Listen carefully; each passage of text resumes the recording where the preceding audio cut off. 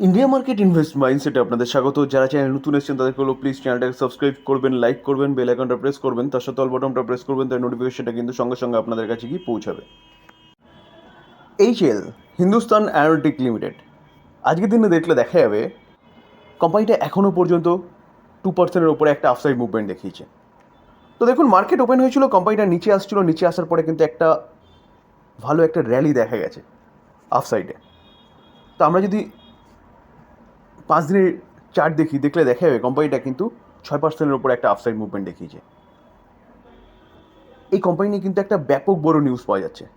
তো নিউজে যাওয়ার আগে দেখে নিই কোম্পানিটা কী কাজ করে।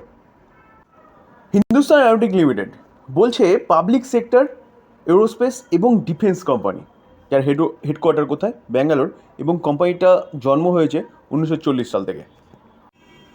কোম্পানিটা যদি প্রোডাক্ট দেখলে দেখা যাবে, দেখুন, transport aircraft, fighter aircraft, trainer aircraft এবং হেলিকপ্টার, এগুলো হচ্ছে কোম্পানিটার প্রোডাক্ট। এর পাশাপাশি কিন্তু কোম্পানিটা 31শে মার্চ 2024, এই 31শে মার্চ ইউএইর সাথে কিন্তু ইন্ডিয়া কোলাবোরেশনে ড্রোন তৈরি করতে চলেছে।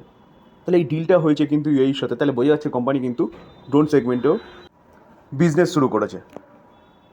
কোম্পানিটা জেনারেল ইলেকট্রিক, ইউএস বেস একটা কোম্পানি, যেই কোম্পানিটা হচ্ছে 5th জেনারেশনের এয়ারক্রাফটের ইঞ্জিন তৈরি করে। তো এই কোম্পানিটার সাথে এইচএল কিন্তু কী করেছে, টাই আপ করেছে। এই আর্টিকেল দেখলে দেখতে পারবেন যে জেনারেল ইলেকট্রিক এবং হিন্দুস্তান অ্যারোনটিক লিমিটেড এই কোম্পানি টাই আপ করেছে কিসের জন্য।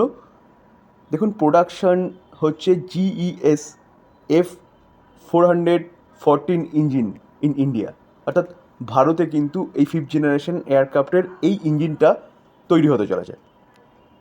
তাহলে ইঞ্জিন তৈরি হতে চলেছে মানে 5th জেনারেশনের এয়ারক্রাফট কিন্তু ভারতে তৈরি হতে চলেছে, যেটা ফ্রান্স, ইউএস এরা তৈরি করে। তো ডিফেন্স সেগমেন্টে কিন্তু অনেক এগিয়ে যাচ্ছে ভারত, কার মাধ্যমে, এই হিন্দুস্তান অ্যারোনটিক লিমিটেড মাধ্যমে। তাহলে কোম্পানির বিজনেস বাড়ছে বলতে পারেন। দেখুন, এটা হচ্ছে 12ই এপ্রিল 2024-এর ঘটনা, জাস্ট এই এপ্রিল মাসের ঘটনা, যেখানে 97টা কিন্তু এয়ারক্রাফটের অর্ডার পেয়েছে হচ্ছে এইচএল ইন্ডিয়ান এয়ারফোর্স থেকে। 65,000 করোড় হচ্ছে এই অর্ডারটার ভ্যালু। তাহলে স্যার বুঝতে পারছেন তো কোম্পানিটা কীভাবে অর্ডার পাচ্ছে এবং কাজ কীভাবে করছে। তো সেই জায়গায় দাঁড়িয়ে আমরা যদি কোম্পানিটার রিটার্ন দেখি, দেখুন, এক বছরে কোম্পানিটা 176% রিটার্ন দিয়েছে। কেন দিয়েছে? কারণ কোম্পানিটা একের পর এক অর্ডার পাচ্ছে দেশের থেকে বা বিদেশ থেকে। আমরা যদি 5 বছর রিটার্ন দেখি, দেখুন, 1212% রিটার্ন দিয়েছে। কেন দিচ্ছে? একই জিনিস বলতে পারেন।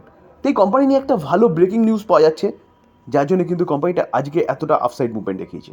তো নিউজটা কি, চলুন সেটা দেখি। দেখুন, কিছুদিন আগে বা জাস্ট 2-3 দিন আগে নামুরা একটা রিপোর্ট দিয়েছিল, যেখানে এইচএলের টার্গেট কিন্তু তারা দিয়েছিল 747 সামথিং। তো আরেকটা ব্রোকিং হাউস ইউবিএস, তারাও কিন্তু এই এইচএলকে নিয়ে বুলিশ, এবং তারা কারেন্ট মার্কেট প্রাইস থেকে 28% আপসাইডের কথা বলছে।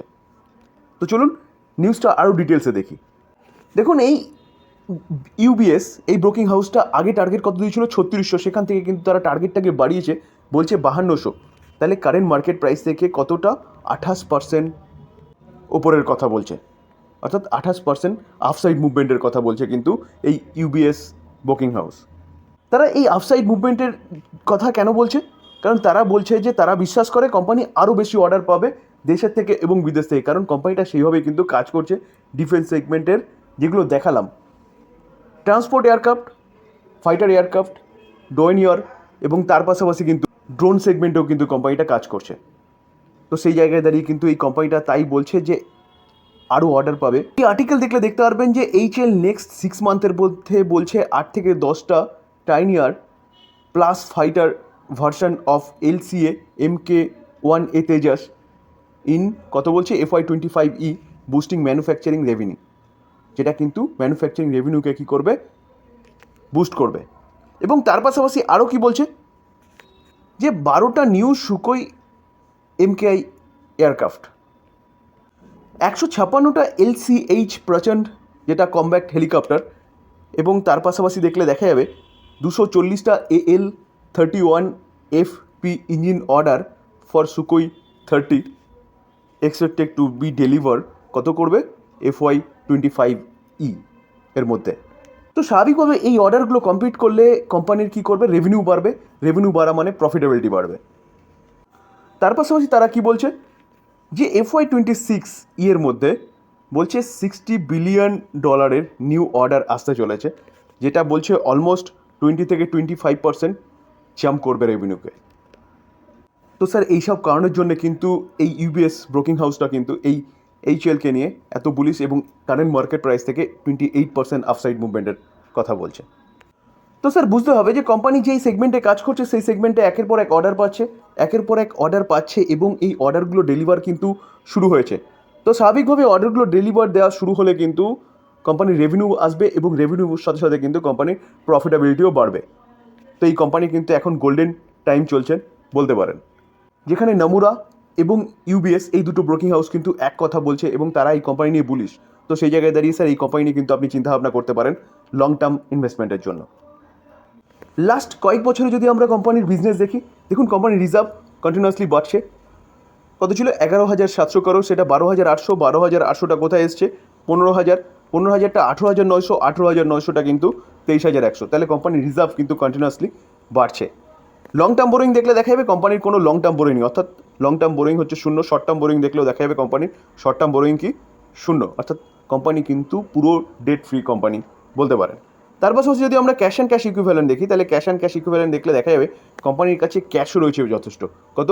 20,306 করোড় হচ্ছে কোম্পানির ক্যাশ রয়েছে। তো ব্যালেন্স শিট কিন্তু কোম্পানির 5 স্টার ব্যালেন্স শিট, যেখানে কোম্পানির রিজার্ভ কন্টিনিউয়াসলি বাড়ছে, কোম্পানির কোনো বোরো নেই, ক্যাশও কিন্তু যথেষ্ট পরিমাণে রয়েছে।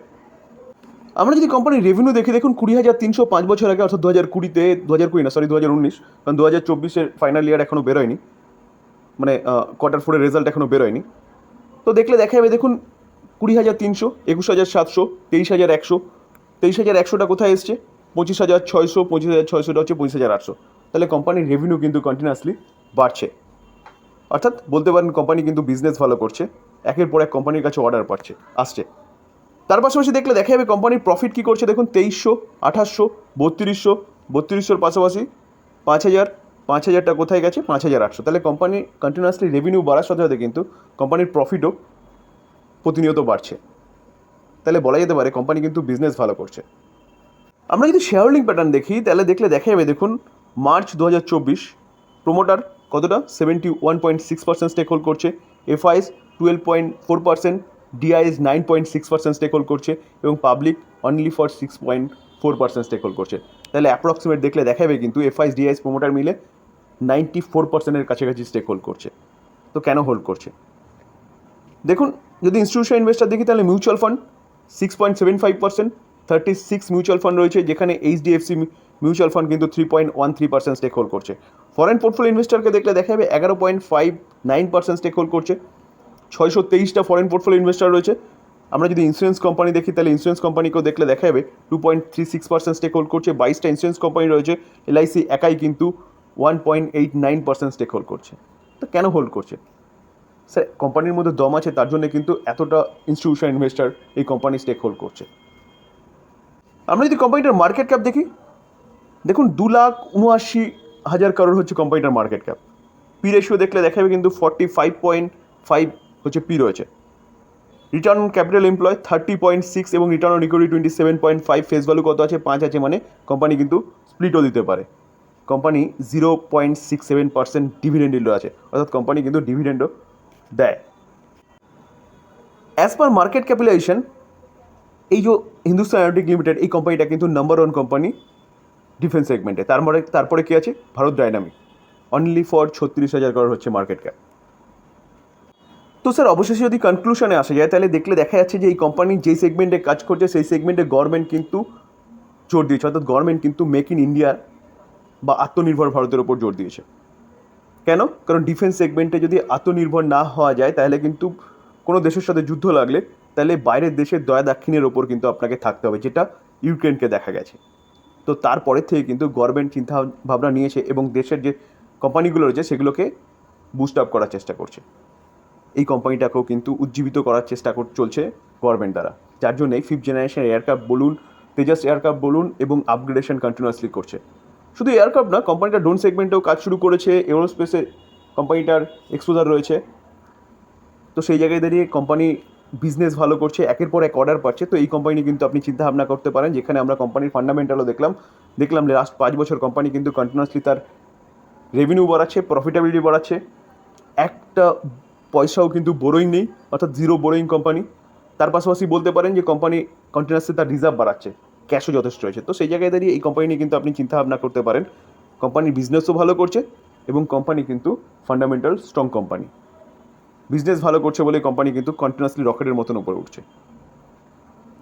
তো স্যার ডিসক্লেমার দিয়ে রাখি, কোম্পানি নিয়ে ভালো নিউজ পাওয়া যাচ্ছে, তাই জন্য কিন্তু আপনাদের সাথে আলোচনা করলাম ডিটেলসে। তো এটাকে বাই রেকমেন্ডেশন নেবেন না, এখান থেকে লার্নিং নিয়ে আপনি নিজে স্বাধীনভাবে চিন্তাভাবনা করবেন যে এই কোম্পানিটা বাই করা যায় কিনা। তো আলোচনা এই পর্যন্তই।